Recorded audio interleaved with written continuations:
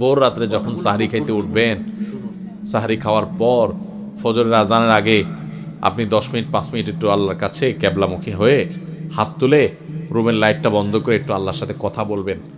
মানুষের সাথে বহুত কথা বলছেন, আল্লাহর সাথে একটু কথা বলে দেখেন। আল্লাহর সাথে কথা বলার স্বাদ আছে ভাই, অনেকে জীবনে একবারও এই স্বাদ পান নাই। একটু কথা বলে দেখেন। ভোর রাতে সাহরি খেতে উঠলে 10টা মিনিট একটু হাত তুলে কথা বলেন।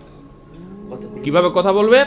কথা বলবেন এইভাবে, ও আল্লাহ, কত গুনাহ আমি করেছি, কত পাপাচার আমি করেছি, মরতে আমার হবে, তোমার কাছে যাওয়া আমার লাগবে আল্লাহ।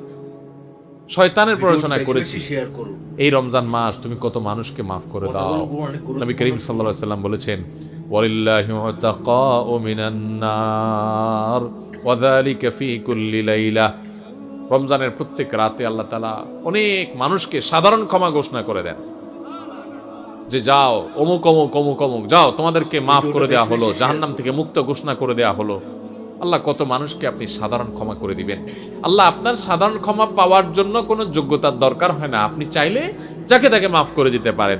দুনিয়ার প্রেসিডেন্ট প্রধানমন্ত্রী চাইলে একটা দেশের যাকে তাকে যা খুশি তা দিয়ে দিতে পারে। তাদের যদি ক্ষমতা, তারা তো মানুষ। আল্লাহ আপনি তো মহান সৃষ্টিকর্তা, আপনি তো চাইলে আমার সব অপরাধগুলো মাফ করে আমাকে ফেরেশতা বানায় ফেলতে পারেন, পারেন না আল্লাহ? তো আল্লাহ আপনি আমাকে মাফ করে দেন, এটা আল্লাহ, আপনি আমাকে মাফ করে দেন, এটা আল্লাহর সাথে কথা বলবেন।